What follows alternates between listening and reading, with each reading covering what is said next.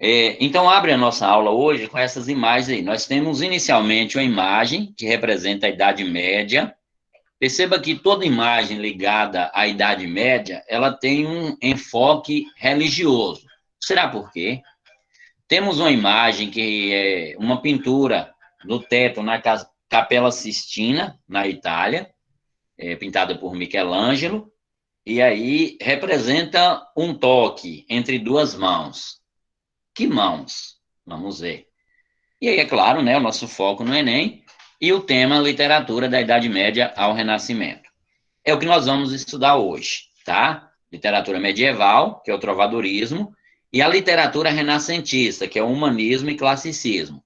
E também vamos dar uma olhada na cultura greco-romana. O que tem a ver essa cultura greco-romana?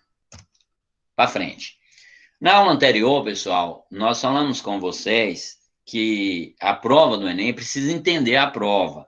Então, eu vou estar sempre falando de competências, o que a prova cobra de você. Porque, assim, não vai adiantar também eu debulhar conteúdo para vocês, encher de conteúdo, se você não entender qual a aplicabilidade daquilo. Em que momento eu vou usar? Então, eu retomo com a competência 5, lendo isso que está em vermelho. Na competência 5, você precisa, como aluno, como candidato que está fazendo o Enem, você precisa entender em literatura, em texto, o contexto que ele é produzido, o momento que ele foi produzido, por que ele foi escrito daquela forma, o que estava acontecendo. Por isso que quando vocês têm aula de literatura, fica parecendo que é aula de história. Por isso, porque você precisa entender o contexto, porque ninguém escreve alienado do tempo. Então, se nós escrevemos hoje, nós carregamos as características do tempo que nós vivemos. E no passado não foi diferente. Outra coisa, as características. O que me diz que esse texto pertence ao romantismo e não ao realismo? O que me diz que essa cantiga, esse poema é do trovadorismo e não do humanismo? São as características, porque cada escola literária tem a sua característica. Eu costumo comparar escola literária com moda, estilo, né? Às vezes, elas se misturam. Alguém começa a usar um determinado modelo de roupa, e aí a moda está no auge da moda, todo mundo usando. Aí passa para outro. Mas alguém ainda continua. Então ela não acaba da noite para o dia. Escola literária não é assim, veio até aqui, parou, cortou. Não, não é. Igual, por exemplo, o mandato de um prefeito, um presidente, enfim, é de 1º de janeiro aqui até 31 de dezembro. Deu 1º de janeiro ali, mudou. Entendeu a lógica? Então, escola literária não é assim, não é dessa forma. Então, a gente vai entender as características, o porquê. Hoje vamos falar de trovadorismo. Quais as características? Humanismo, classicismo, quais as características?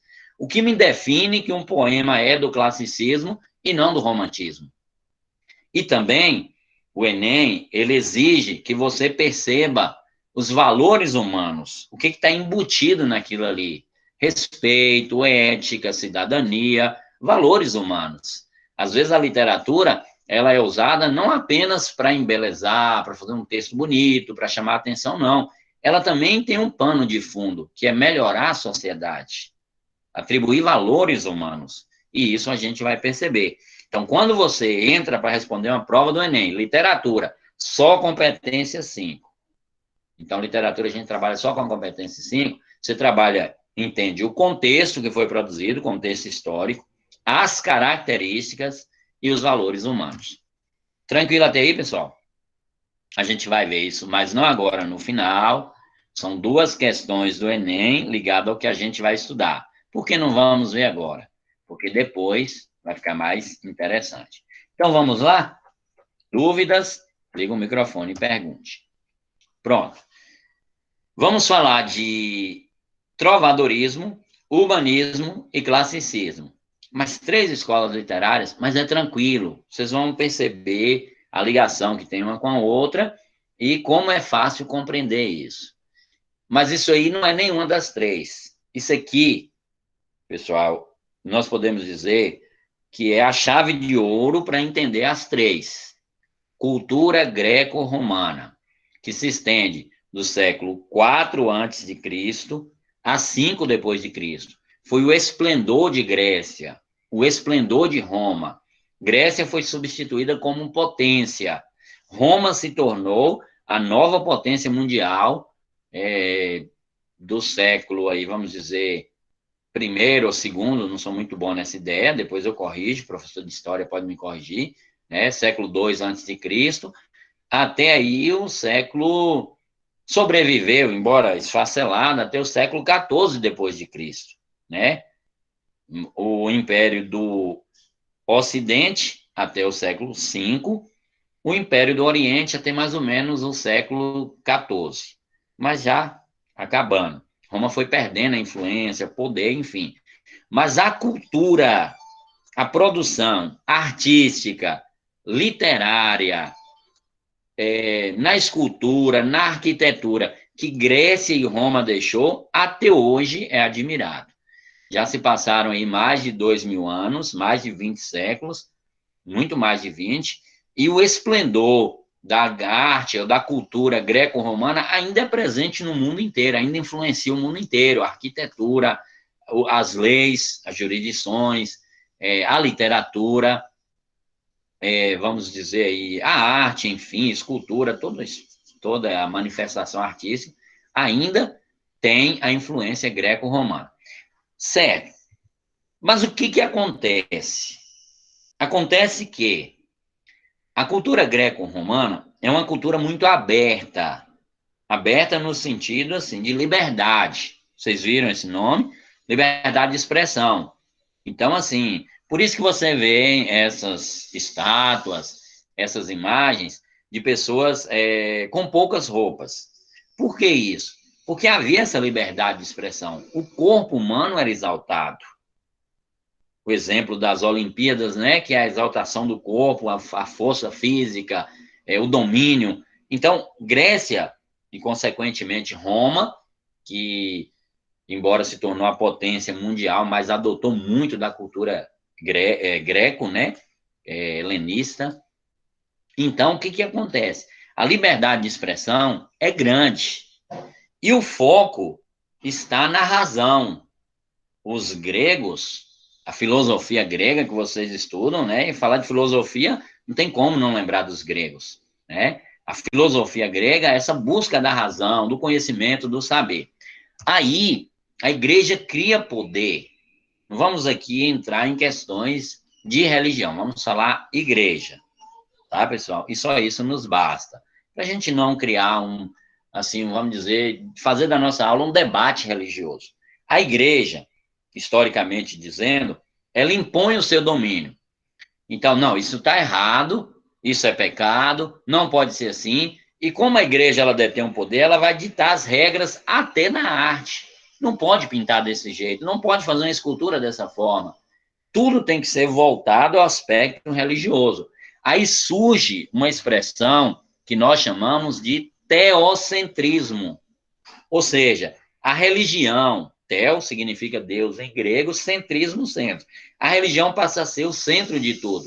Então, tudo que acontece, se você vai pintar, se você vai fazer uma escultura, se você vai tomar uma decisão política, econômica, tudo tem que passar pelo crivo da igreja. Isso é o teocentrismo, que é o que dominou a Idade Média. Quando o Império cai no século V depois de Cristo, até 1453, quando cai o restante do Império do Oriente, Constantinopla, que era a capital do Império Romano do Oriente. Então, foi acabando, foi acabando. Durante esse período, a igreja teve uma grande influência. E isso... Opa, em vez de adiantar, estou voltando. E isso influenciou a arte. Então, hoje nós vamos falar de trovadorismo. O nosso foco é literatura, que é a arte escrita, a arte da palavra, mas a igreja influenciou, não foi só a arte da palavra, não foi só a escrita, foi também todas as formas de arte, até a arquitetura, até, assim, A igreja impunha nas pessoas o medo. Então, assim, a ideia do pecado, a ideia da condenação era usada, né? A ideia do, vamos dizer, também até da indulgência, a ideia de conseguir a salvação, tudo era no controle da igreja, tinha que ser como a igreja queria. Entendeu? A lógica da Idade Média, e isso influenciou também a política, a economia e a cultura da Europa medieval. Falamos Europa porque é o velho mundo. Não vamos falar de Brasil aqui hoje. Por quê? Porque o Brasil, embora já existisse e também já habitado, não era conhecido ou não tinha essa expressão escrita. Então, não falamos ainda em literatura no Brasil. Vamos falar de onde? Portugal. E por que Portugal? Porque Portugal é o país que vem e coloniza o Brasil, de qual herdamos a nossa língua. Entendeu, pessoal, o contexto, a ideia? Não esqueçamos também do feudalismo. O que era o feudalismo? Era um sistema político, econômico, que dominou no período medieval. Funcionava mais ou menos assim, se bem entendo de história, né? Como havia muita violência, muitas tribos, né, que brigavam, aquela disputa por poder, lutando contra Roma. Então, os grandes proprietários de terra construíram seus castelos, as fortificações armadas, e ali recrutava pessoas que iam trabalhar ali. Em troca do trabalho dele ali, da mão de obra, ele recebia o quê? Proteção. Quer dizer, então, como eu estou ali abandonado, como eu estou ali à mercê de um ataque, de um problema, eu vou morar com aquele senhor feudal, né, que era o dono de grandes terras, ele vai me dar, eu vou trabalhar lá para ele, mas eu vou ter proteção e abrigo. Claro que tem toda uma exploração, que a gente não vai entrar pela questão histórica, claro que tem todo um domínio aí, a miséria era muito grande, a opressão nem se fala, mas era a ideia comum da época. E os senhores feudais sofriam forte influência do clero, que vocês podem ver nessa pirâmide aqui do lado direito da tela, abaixo. Senhor feudal no topo, o clero mais abaixo, os nobres e os cavaleiros um pouco abaixo, e os servos aqui. Então havia a ideia da vassalagem. Isso vai passar para a literatura, e daqui a pouco eu vou mostrar. O que é o vassalo? Vassalo era aquela pessoa que ele funcionava não como escravo, mas ele estava debaixo do senhor feudal, né? Abaixo das suas ordens, ele estava abaixo, vamos dizer, era mandado por ele, vamos dizer assim. Então ele se tornava um vassalo. Em troca de proteção e de abrigo, ele sujeitava qualquer coisa pelo senhor feudal. O trabalho forçado, aquela miséria que vivia, então havia a vassalagem. Essa é a ideia de vassalagem, que a gente vai entender em literatura. Esse é o contexto, viu, pessoal, da Idade Média. Aí vem a formação do Estado português e outros estados, outros países europeus, Espanha, Alemanha e outros, né? O Brasil ainda é desconhecido. Então, essa literatura vai se tornar a expressão religiosa. Então, toda a arte, especialmente a literatura, que é o nosso foco aqui hoje, vai se tornar uma expressão religiosa. Vocês estão entendendo? Ou seja, eu não posso escrever dessa forma. Eu tenho que escrever dessa forma por uma questão religiosa. Então, a igreja vai ditar as regras, até mesmo no modo de escrever, de se vestir, de comportar, enfim, né? Todo esse processo. Muito bem. Aí, pessoal, a gente vai entrar na literatura propriamente dita. Deu para entender o contexto?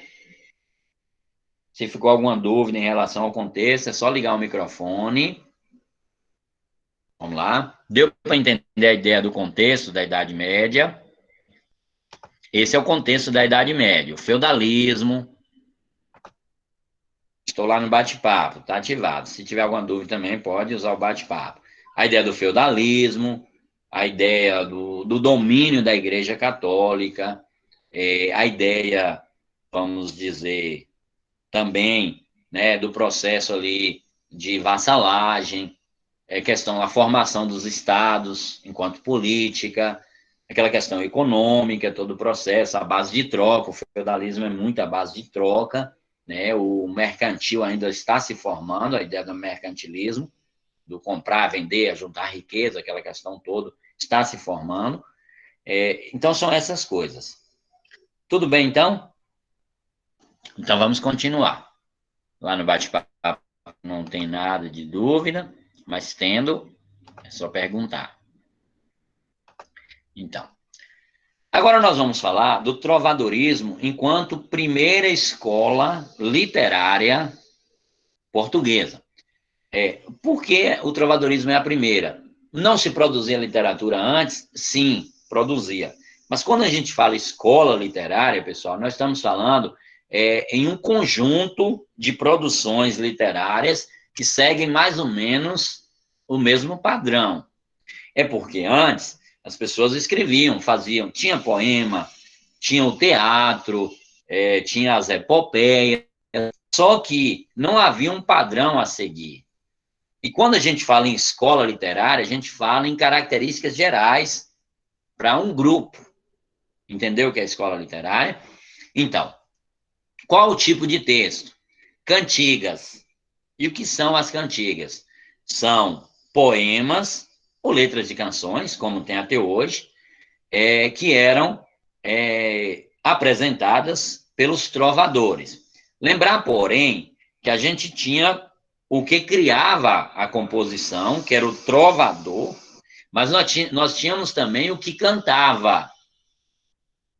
É como se fosse o compositor, que cria a letra, e o cantor, que apresenta, que canta. Acontecia isso também. Se vocês derem um salto lá embaixo, aqui, vocês vão ver que tinha um jogral. O que era o jogral? Jogral era um grupo de pessoas em que um ia cantando, os outros iam repetindo.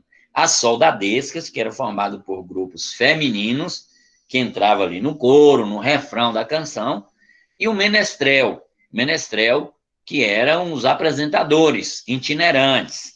Então, ele pegava essas cantigas e saíam apresentando em praças, nas estradas, viajando de cidade em cidade, nas praças, nos pátios dos palácios, dos castelos.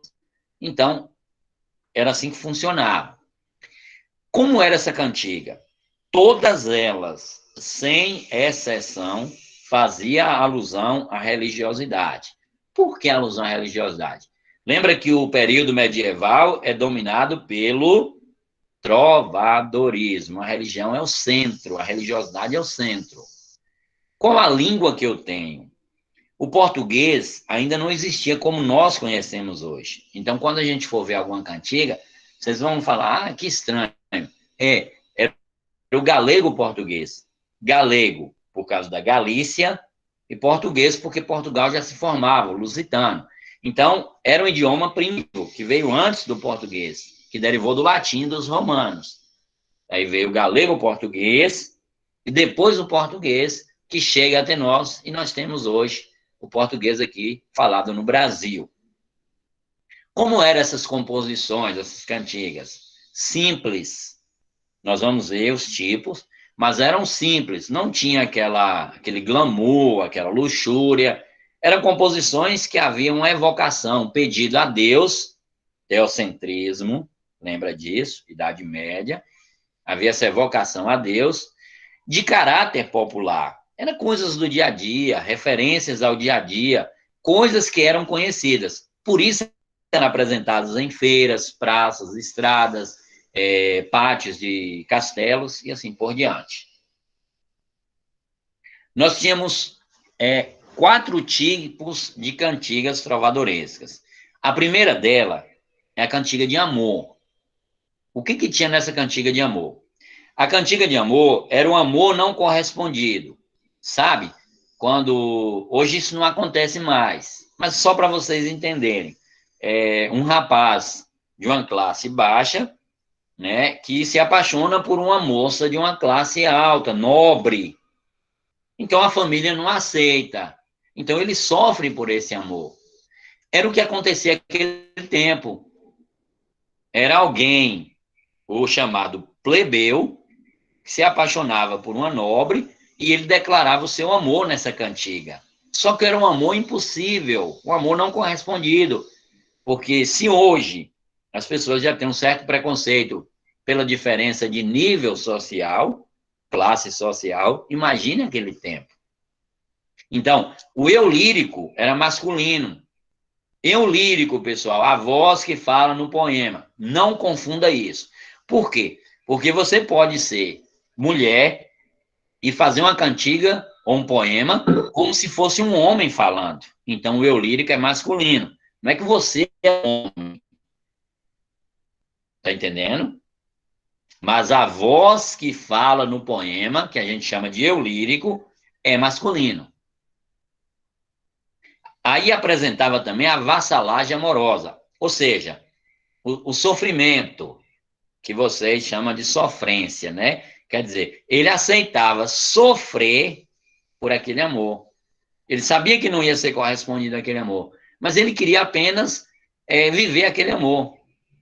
Viver assim, na imaginação, é claro, né? Porque ele não iria ser correspondido por causa da diferença social. Aí vocês veem aqui no desenho ele se apresentando para a amada e a amada num patamar mais alto. Esse era o sofrer de amor. Ele nunca seria correspondido. Vocês percebem aqui, pessoal, que na Idade Média as pinturas não tinham proporção. Veja, o tamanho das construções é desproporcional da árvore, é desproporcional para as pessoas, como se fosse um desenho infantil. A ideia de proporção só vai surgir no Renascimento. Vamos falar mais adiante. Era um amor não correspondido, e ele se referia à amada como senhora, até por causa da diferença social, né? Se hoje você tem essa diferença, a forma de tratar alguém de uma classe alta, você tem que ter aquele certo receio, naquele tempo muito mais. Essa era a cantiga de amor. Olha o modelo dela. No mundo não sei parelha, mentre me for como vai, cajá molho por vós, e ai. E aí continua. Interessante que fala minha senhor. Senhor está no masculino, mas é senhora mesmo que fala. Quer dizer, minha senhora. Entendeu? A palavra não tinha essa distinção no galego português, senhor e senhora. Ainda não existia, vai existir no português. Então ele está sofrendo aqui. Ele fala que morre por ela, mas é um amor não correspondido. Outro tipo de cantiga era a cantiga de amigo. A palavra amigo aqui significa amado. Não é amigo no sentido de amizade. Amigo no sentido de namorado. O eu lírico é feminino. Quer dizer que era uma mulher que escrevia? Não. Esse tempo ainda as mulheres não tinham espaço na literatura. Mas a voz que falava, um homem criava a composição como se fosse uma mulher. Como eram essas cantigas? Ele pedia a Deus para trazer o amado de volta. Ele estava só, ela, né, o eu lírico feminino, estava sofrendo saudade, desalento, tristeza, solidão. Então, a cantiga de amigo, que é essa aqui, ondas do mar de Vigo, se viste, meu amigo, ai Deus, se verrar cedo. Quer dizer, ele está dizendo as ondas. Se ele viu um amigo dele, quer dizer, um amado, um namorado, e aí ele vem, ai Deus, que ele venha cedo, que ele volte logo. Então ela está sofrendo. Entendeu a lógica? A do amor sofre por um amor não correspondido. A de amigo sofre por causa da saudade. E aí nós temos, mas não era só sofrimento, não. Tinha também a parte de crítica, que é a cantiga de escárnio e maldizer. O que é escárnio? Escarnecer, falar mal de alguém. Ok, pessoal? Era uma crítica indireta, sem citar nome.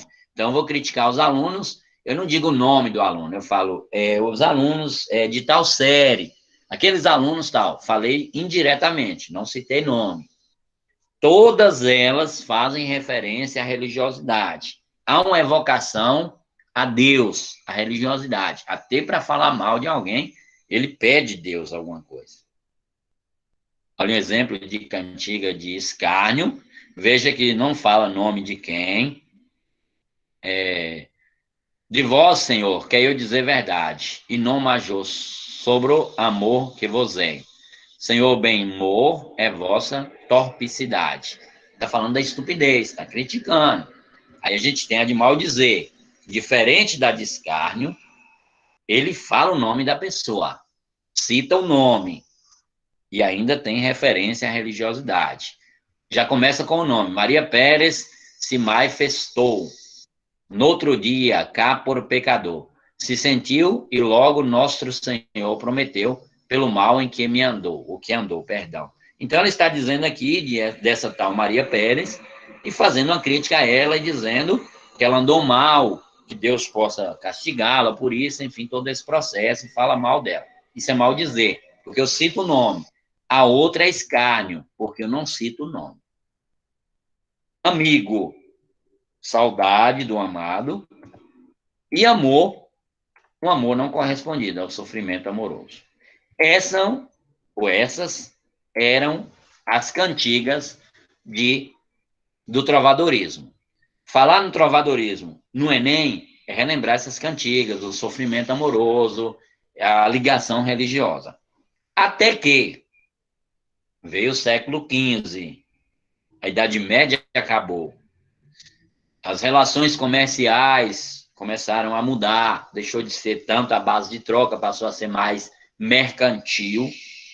Vai haver um desenvolvimento do comércio, da escrita, e aí entra o que nós chamamos de renascimento. Ou seja, a igreja perdeu o poder. Essa perca de poder da igreja culmina com o fim da Idade Média. Na Idade Média, a igreja vai perdendo espaço, poder, e aquele sistema lá, mantido daquela forma, naquela estrutura, vai perdendo força. Surgem, então, outras formas, outras ideias, outros pensamentos, que nós chamamos de renascimento. O que é renascer? Não existe renascimento criando uma coisa nova. Renascer da ideia de algo que já existiu, que ficou morto por um tempo e que agora volta. E esse período nós chamamos de renascimento, que foi o movimento cultural, econômico, político, social, cultural, que surgiu na Itália no século XIV, se estendeu até o XVII por toda a Europa. Tá, é o renascimento. Mudou o jeito de pensar, mudou o jeito de escrever. O homem desapega da religiosidade e passa a se apegar mais com o lado humano. O teocentrismo cede espaço para o antropocentrismo. Antropo, que vem de homem, o homem, né, o ser humano, passa a ser o centro, a razão. O homem já não é mais movido somente pela crença, pela fé, mas ele se move agora pela razão, pelo raciocínio, pelo conhecimento científico. A ciência vai se desenvolver. Eu vou dar um exemplo para vocês entenderem. Durante a Idade Média, a ciência médica não podia, em hipótese nenhuma, abrir um corpo, porque para a igreja aquilo era um pecado tremendo. Então, quando a igreja perde domínio, a medicina vai desenvolver, porque até o corpo humano vai ser dissecado, vão abrir cadáveres para estudar o funcionamento do corpo humano. E que foi um avanço muito grande para a medicina até os dias atuais. Entendeu a lógica da coisa? Então, mas eles vão buscar inspiração onde? Eu vou voltar para vocês entenderem rapidinho. Eles vão buscar inspiração aqui. Por isso que chama Renascimento. Porque resgatou o que foi perdido há quase 1000 anos atrás. A cultura greco-romana. Por isso que chama Renascimento. Renasceu a cultura greco-romana.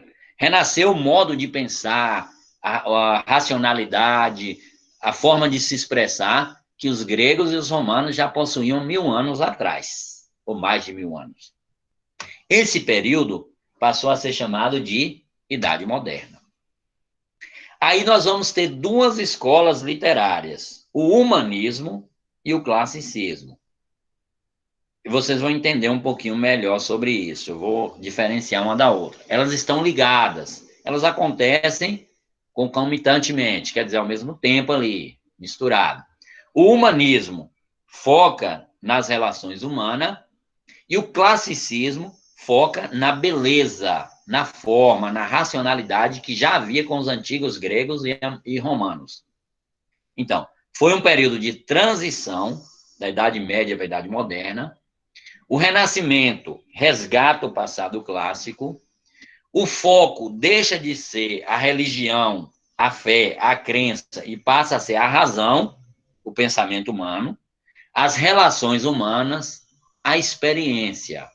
O feudalismo acaba, cede lugar para o mercantilismo, agora as pessoas vão desenvolver a base do comércio, vai se fortalecer, o mercantilismo fortalece o surgimento das cidades, então aquela ideia de preso lá num castelo, debaixo das ordens, a vassalagem dos senhores medievais, vai perder espaço, e vai haver uma expansão colonial, ou seja, os países vão descobrir terras, ou invadir, ou o nome que vocês quiserem usar, tomar terras, como foi o exemplo de Portugal, nesse período que chega ao Brasil em 1500. Período das grandes navegações, em que Portugal e Espanha dominou o mundo nesse sentido. Entendeu a lógica? É esse contexto que a gente está vendo. Bem, o humanismo, ele foca nas relações humanas, na sociedade, que, de certa forma, até busca melhorar essas relações.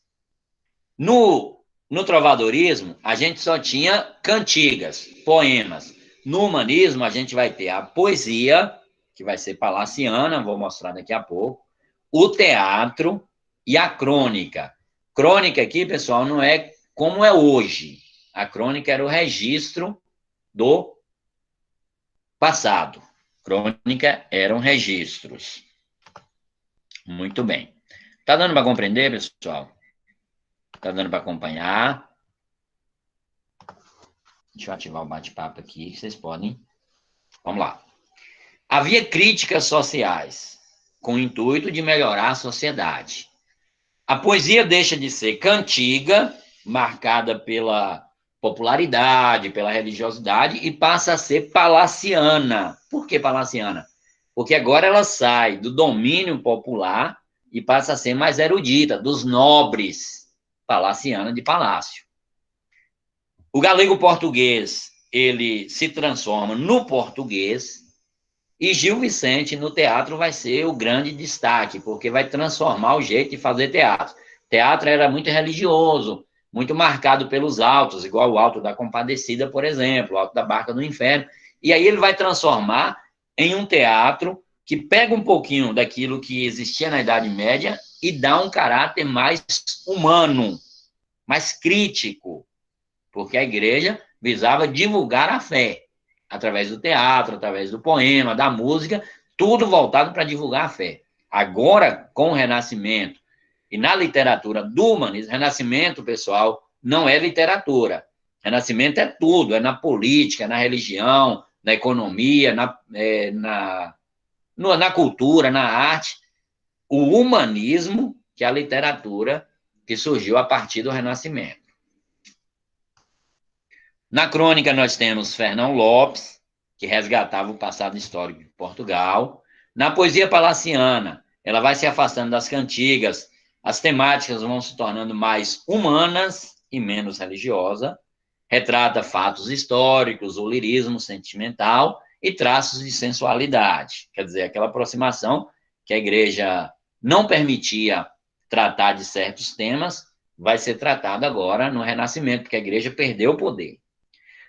O mais que destaca nesse período, que é muito cobrado no Enem, é o Teatro de Gil Vicente, que é um teatro popular, que se adaptou ao medieval, onde ele faz crítica social, ele denuncia a hipocrisia, a falsidade, o jogo de interesses, o adultério, a mentira, sabe?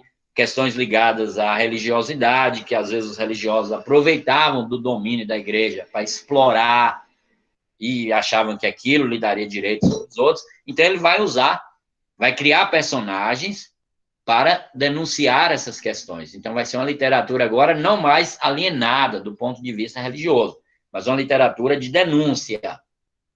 O Alto da Barca do Inferno é um exemplo, que as pessoas acham que vão para o céu somente por causa da posição que ocupa, por causa da vida que levou, de direitos, né, de facilidades, e não é isso.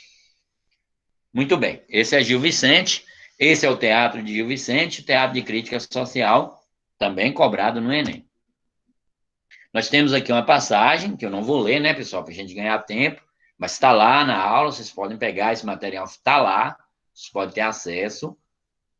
Aí que a barca fala assim, da barca do inferno. Um anjo, que a barca conduz ao céu, e outra que do anjo mau, né, o diabo, que conduz ao inferno. Ninguém quer entrar na barca do diabo. Mas aí tem todo aquele processo. Eu fiz isso e aquilo. Aí eles vão desmascarando a hipocrisia e o fingimento da sociedade. Essa mensagem que ele quer passar. E o classicismo? Tá, eu entendi que o humanismo e o classicismo são escolas diferentes. O humanismo focou nas relações humanas. E o classicismo? O classicismo ficou muito na questão da métrica, da beleza, da aparência, do poema bem feito. Classicismo é só poema.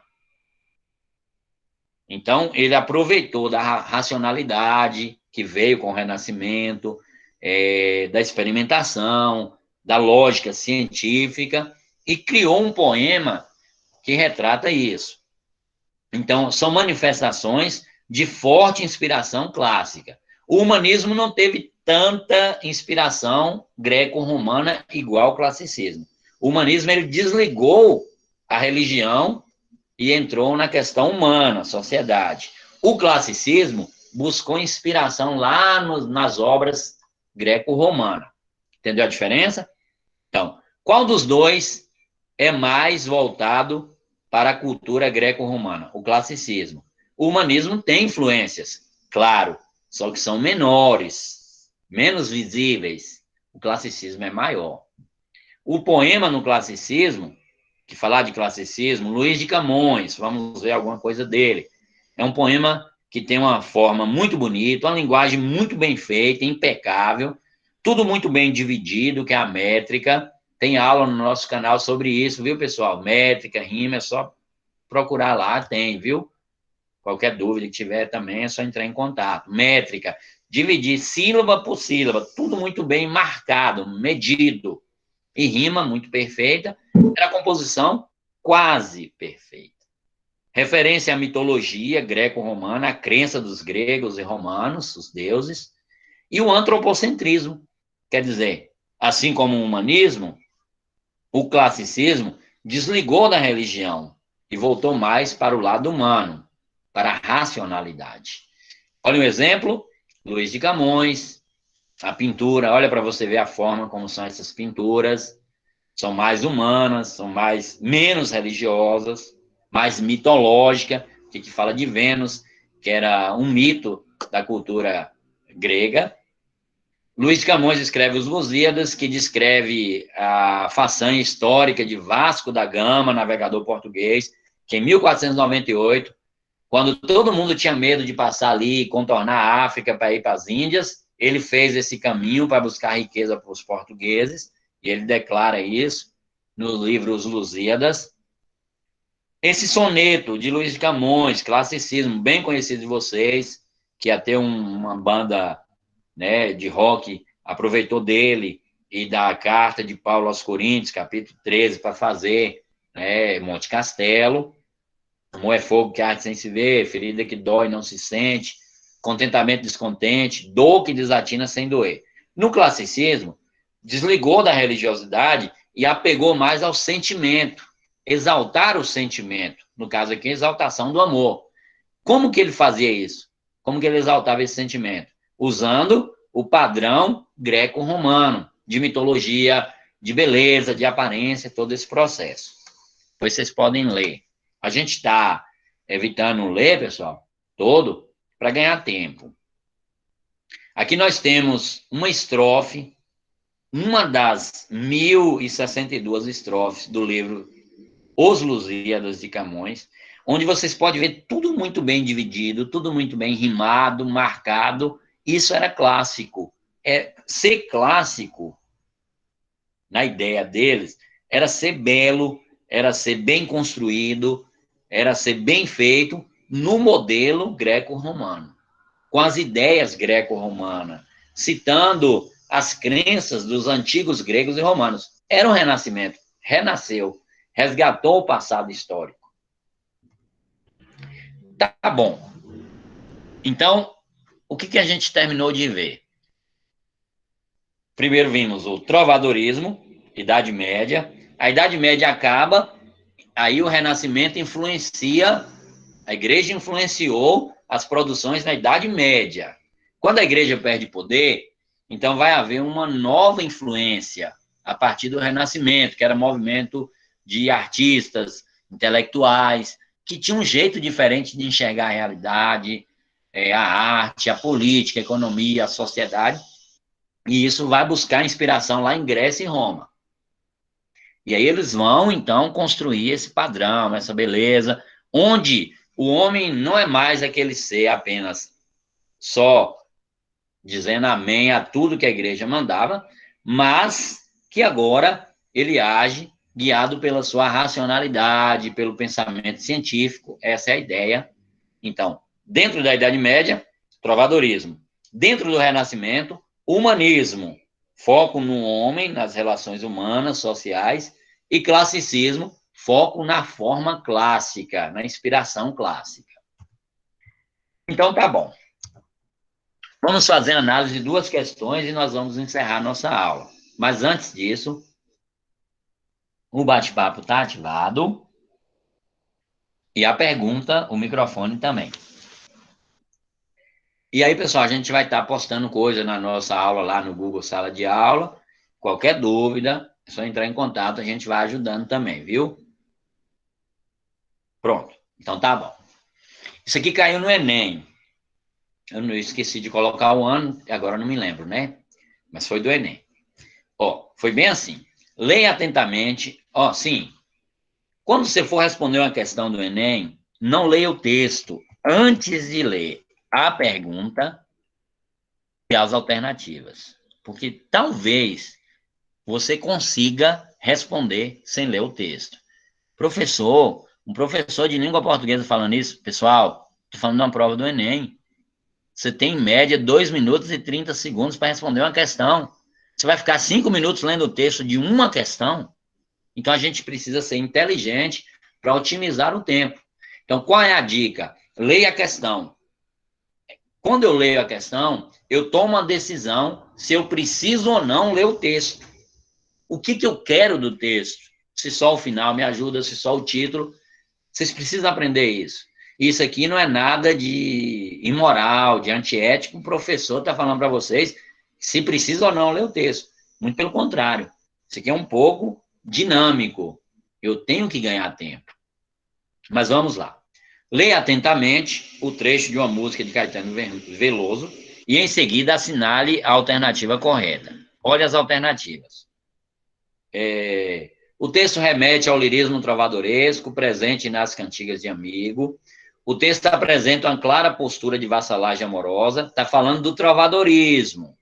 O texto é moderno, com referência clara às raízes da poesia palaciana.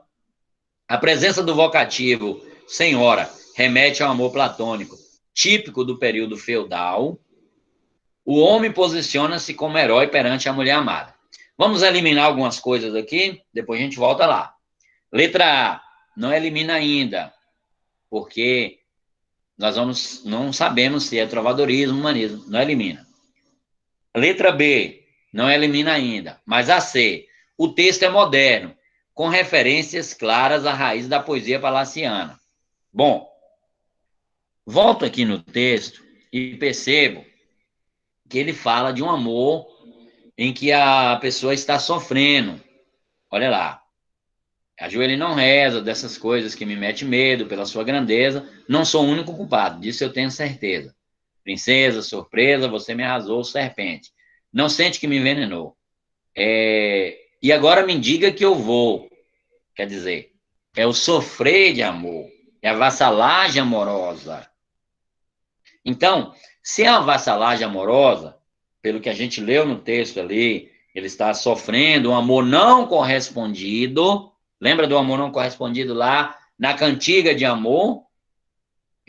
O amor não poderia ser correspondido por causa da diferença social. Ele sofria de amor. Então, era a poesia palaciana? Não. A poesia palaciana já era um humanismo. Não tem nada a ver com sofrer de amor. Então, elimina a C. Minhas chances de acertar aumentam quando eu elimino. Presença do vocativo senhora remete ao amor platônico, que é o sofrer de amor, típico do período feudal. Foi só no período feudal que houve esse amor platônico, esse amor de sofrimento? Não, existe até hoje. Então, elimina a D. Porque se você marca a D, você vai dizer que o sofrer, o amor platônico, que já refere a Platão, bem antes do trovadorismo, não é só dessa época, é de todas as épocas. Existe o sofrer por amor.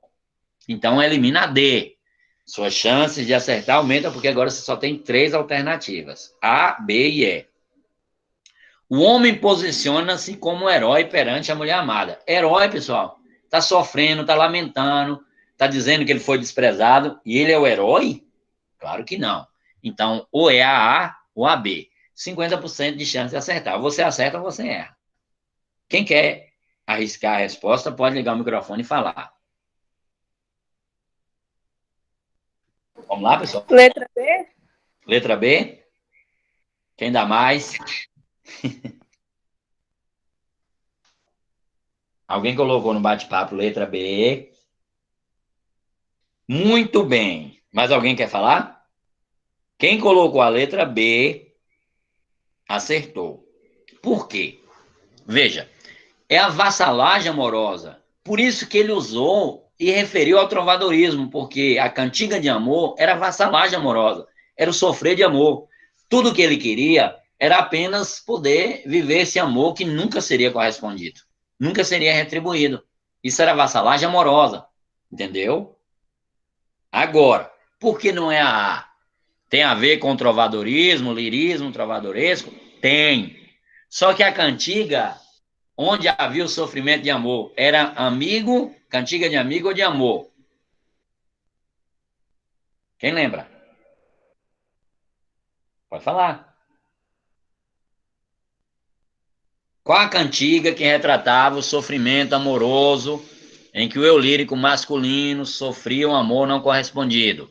Amigo ou amor? Cantiga de amor. Então, por isso que não pode marcar A. A A veio certa até aqui, cantigas. Quando falou de amigo, matou a alternativa. Aí não pode ser ela. Entendeu? Ok. Outra questão que se refere ao classicismo, Luiz de Camões. Então, nós tinha na prova, né? Eu coloquei junto, não estava assim, mas tinha. O texto 1, esse aqui de Camões, o poema, e o quadro pintado durante o Renascimento. Veja que o quadro deixou de ser religioso, aquela ideia religiosa, e passa a ser mais humana. Então, como que eu vou diferenciar um quadro da idade, uma pintura, da Idade Média para a Idade Moderna, Renascimento? É que na Idade Média, você vê a presença da religiosidade clara e bem explícita. Na Idade Moderna, você vê mais o lado humano. Mona Lisa, por exemplo, conhecida de todos, faz parte do Renascimento. Mas nós não vamos ler, não. Vamos ler a pergunta primeiro.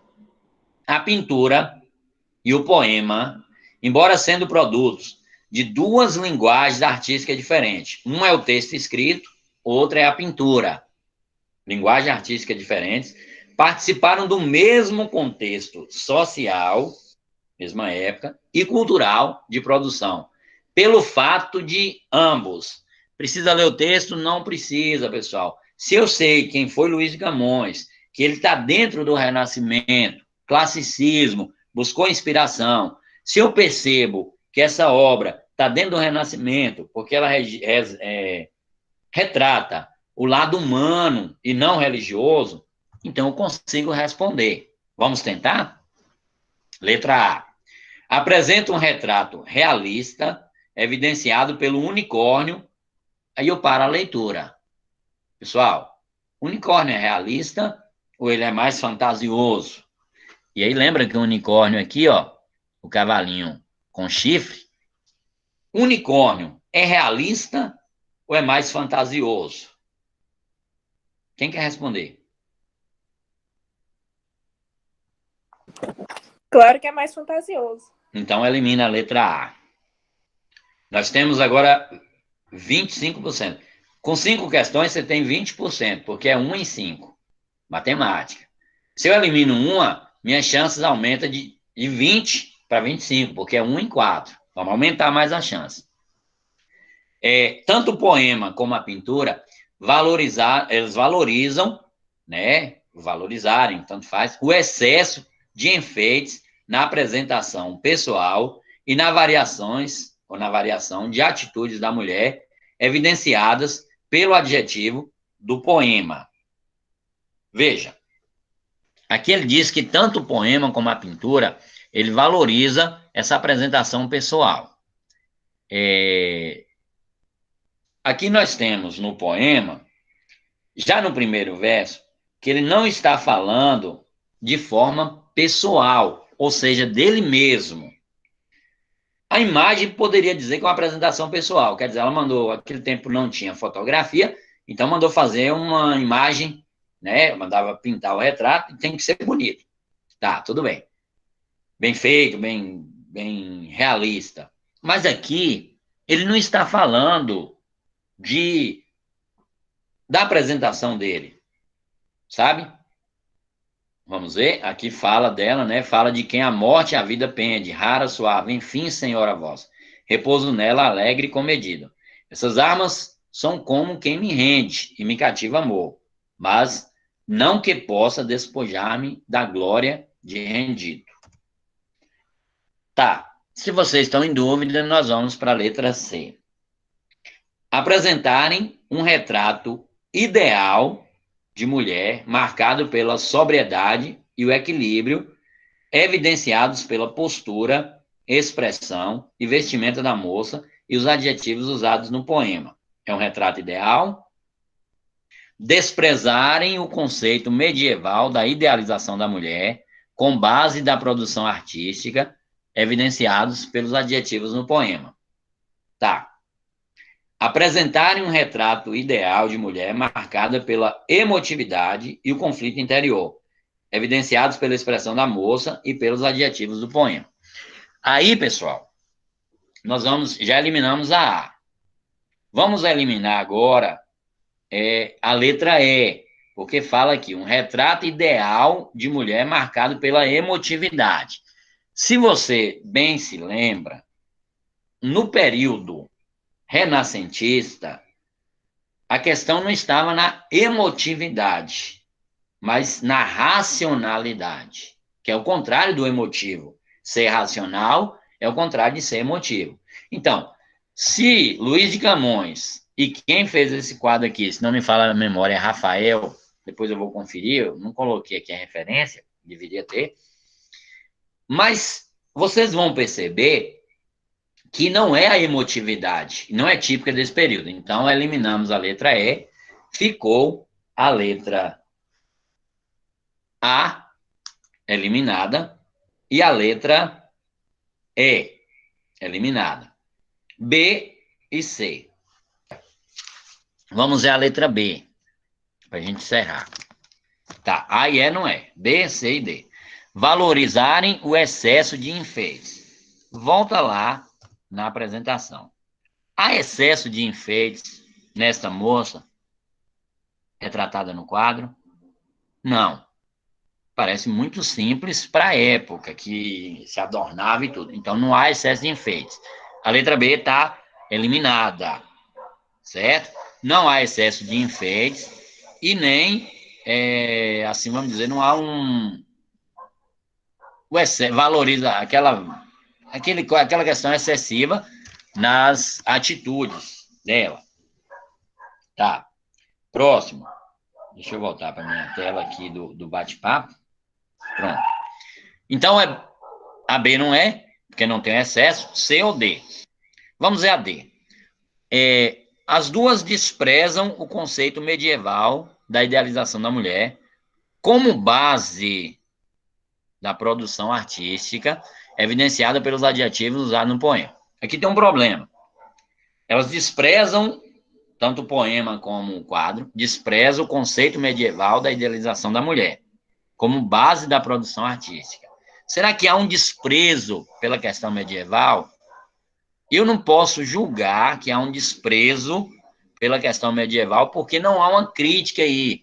Por exemplo, no poema, ele não fala mal da religiosidade, então ele não desprezou.